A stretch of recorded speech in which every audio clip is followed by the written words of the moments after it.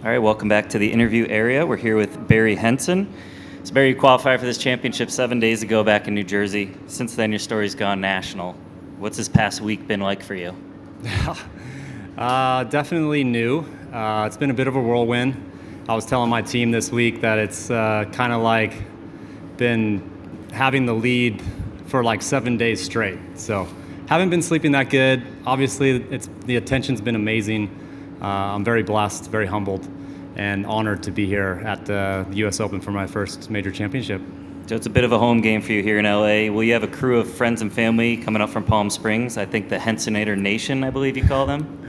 Yeah, the Hensonator Nation is going to be very strong this week. I got so many friends, so much support in the Southern California area, and they're coming out in droves. I've been getting definitely a lot of messages, trying to get tickets, and it's going to be an exciting week. I can't wait to really get it going, even though we have a few more days, but I feel like I came here on Saturday. I got to play a few practice rounds, see the course, get comfortable with it, and I feel like in a couple more days I'll be ready to go. Yeah, so it sounds like you have seen the course. What are your thoughts? Amazing. I mean, what a test of golf this is going to be.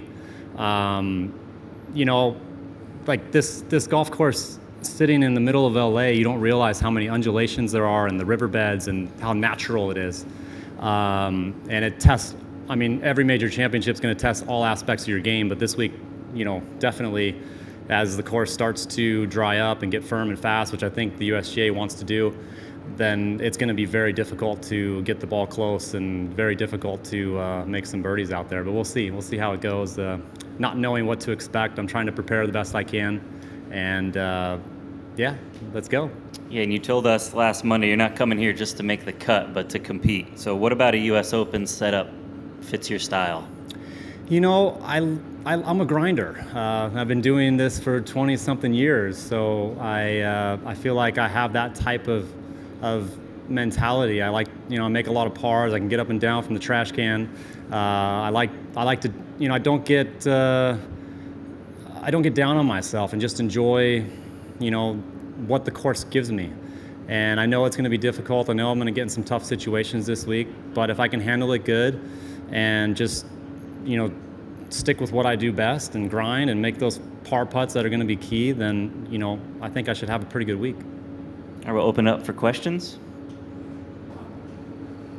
Over here on your right.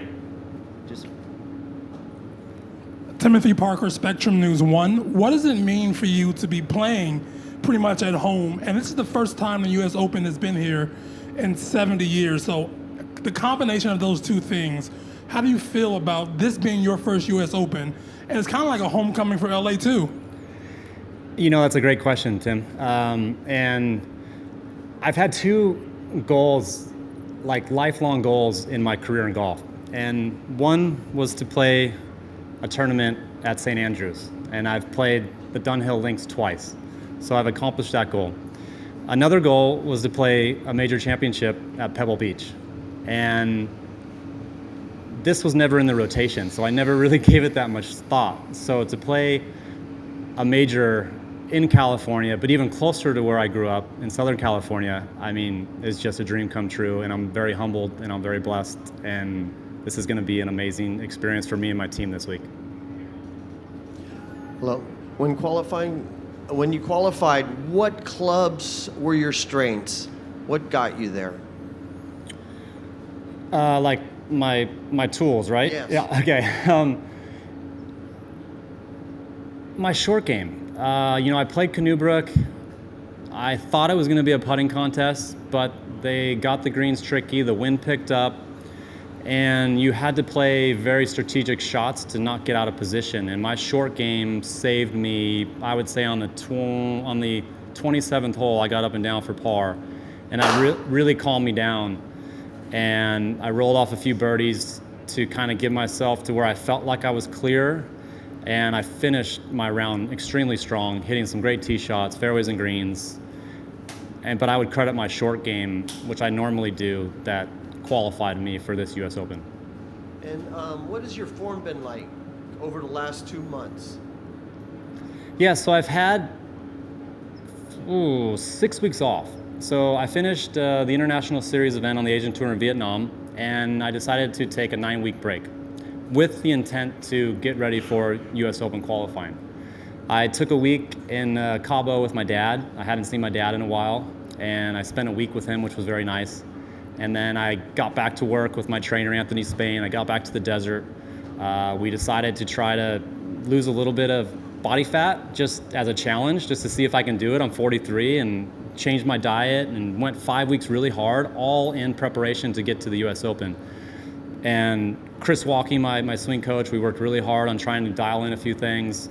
Dr. Jay Brunza, my sports psychologist, we worked on a bunch of stuff, but my man, Z-Man, Ron DeZino, my short game guy, I can't say enough about him because that's how I got in the US Open. And finally, what are your expectations for this weekend? I think, my number one goal this week is to stay humble. The US Opens is definitely going to expose all aspects of your game. And this is a new experience for me. It's a major championship. There's going to be a lot of different things that happen this week. I'm trying to get myself as prepared as I can. I've asked so many questions. I got to play with Phil 2 days in a row, which was amazing. He was amazing, gave me so many nuggets. And I'm just trying to get comfortable. I think that's being humble, getting comfortable, enjoying the experience, and letting my game talk. And hopefully it does this week. And I can only take away positives from this week. It's just going to be a win-win all the way around. My team is so excited to be here. I'm excited to be here. The USGA has been amazing to me, and I'm going to take it all in. Over to your left, Jimmy. So was it last Monday? Whenever it was, in Canoe Brook. Yeah. You said to me that you weren't afraid to characterize yourself as a journeyman.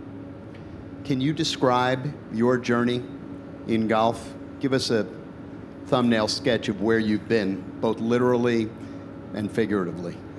We might be here all day, Jimmy. I'm going to try to be, oh man. That's such a, everybody that knows me knows I've done everything I possibly can to become a professional golfer, stay a professional golfer, make money at doing this.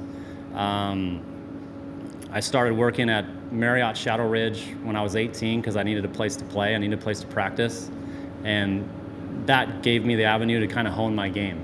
I didn't come from a very wealthy family, so I had to kind of make ends meet that way. John Falk, who was my boss, is coming here this week and supporting me with my team. I worked for Marriott for 15 years. A lot of people don't know that. I got this cool pen that says Marriott for 15 years. But I still kept working on my game. I played mini tours. I played the Golden State Tour out here in California. I went to Q School 7 times, missed by 1, a bunch of misses, just getting close. But then finally, I was down to my last sponsor. I had $5,000, and Marshall McComb, who said, hey, should we go to Asia? And I'm like, we got to get a card somewhere. I didn't have full status. And we decided to take the Asian tour as a step forward for me in my career. And we took the money. It was going to cost me $5,000 to do it. It was sink or swim. I won first stage, and then finished tied for 11th in finals. And now I had tour status. I won my 5th event, won my 6th event, just kept running on that momentum, got some European tour status, and I've been playing now in Asia for 10 years, and it's been an unbelievable tour for me. I've been well supported over there. So many fun stories that we can share from Asian tour. So many cool nicknames, and it's led me here to the US Open where, that's the short part of it, I guess. So how many tours do you think you have played on, including various mini tours? Venture a guess? I probably have to name them off. Yeah, go ahead. I've played Golden State Tour, I played Pepsi Tour, I played eGolf Tour, I played Hooters Tour, I played Canadian Tour, I played National Pro Tour, I played European Tour, Challenge Tour, Asian Tour, Japan Tour, Korean Tour. Oh my goodness, Sunshine Tour. I think the only tour I haven't played is the Latin America Tour, if I can think off the top of my head right now. That's, I guess, the definition of a journeyman. Okay, so last question for me. How many times do you think you've tried? Because I know we tried to go over this. How many times do you think you've tried to qualify for the U.S. Open? I think I started trying to qualify in 1998, and I probably missed a few local qualifyings along the way because I had to start in locals, and then I definitely did maybe 7 of those, I'm going to say. And then once I got inside the top 500 in the world, I had like a 6-year exemption into sectionals, I think it was, and that just ran out this year. So I'm going to ballpark and say I've tried 14 times, 15 maybe, somewhere in that range. Okay, thanks. Thanks, Jimmy. How do you describe to friends and people just how hard it is to get through the 2 stages and get into the U.S. Open? Well, I got the exemption through locals this year. And This was your last year? You were... So I got back in the top 500 in the world by my finish in Oman. I finished 2nd early in the year, and that got me exempt into sectionals again because I was out of sectionals. So I bypassed that first stage, which is always nice. And I strategically picked New Jersey this year. Maybe I don't want to share why I strategically picked it because I might have to pick it again in the future, but I always wanted to do the Northwest section. I've always liked the golf in that part of the world. I felt like it would suit my short game, and it fit my schedule this year. Japan was another option, and Houston was another option. But I'm glad I picked the right spot because I felt super comfortable at Canoe Brook. The members were amazing. I think I'm going to have some pretty decent fans from the New Jersey site this year because Reed, the head pro, was absolutely amazing. Took great care of me. Narayan, my caddy, he's coming out this week. I told him I'm flying you out. You got to be here. You're part of the team. He's not going to caddy for me, but he's going to be part of the team. He comes in tomorrow, and I want him to enjoy that experience because I wouldn't have been able to do it without him. So now that you've done this, do you consider yourself a success in the game? Oh, no.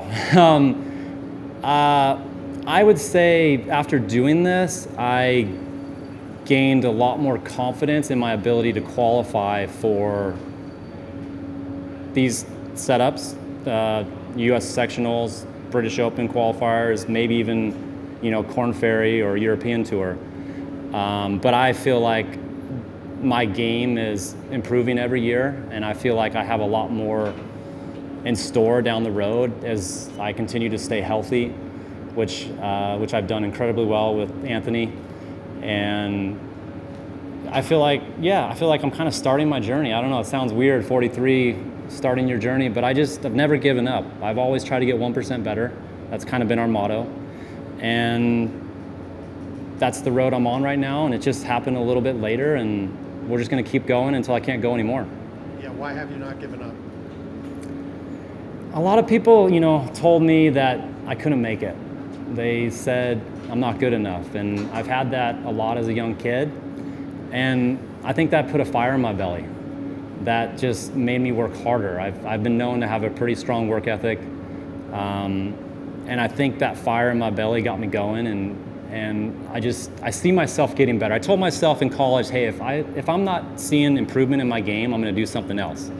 But every year, I just seem to get a little bit better, a little bit better, a little bit better. And yeah, we're here, 43, playing my first major championship. Hi, he described, or he mentioned Hensonator in the introduction, and I read that's what your alter ego, correct? Yes, sir. Right, can you describe what that means when you go Hensonator? Yeah, so John Sheldon, an old coach of mine in probably my first year of college, started calling me the Hensonator. And I've had a few nicknames along the way, but this one seems to stick with some of my friends more on the US side. And it's fun, like listen, I'm Barry Henson, that's who I am, but Hensonator's fun, it's part of my character. I like to joke around. When you get to know me, I like to needle people. I like to keep things loose. And so that kind of keeps me loose. It's my way of not being serious, but serious, and kind of switching into that mode of really bearing down and focusing on what I need to do. But it keeps me, I guess, not so uptight. and it's fun. Like, I mean, this whole game is supposed to be fun. It's a game, and I think being the Hensonator is just an alter ego that allows me to do that. Thank you. All right, thanks, Barry. Good luck this week. Thank you guys. Easy. Cheers.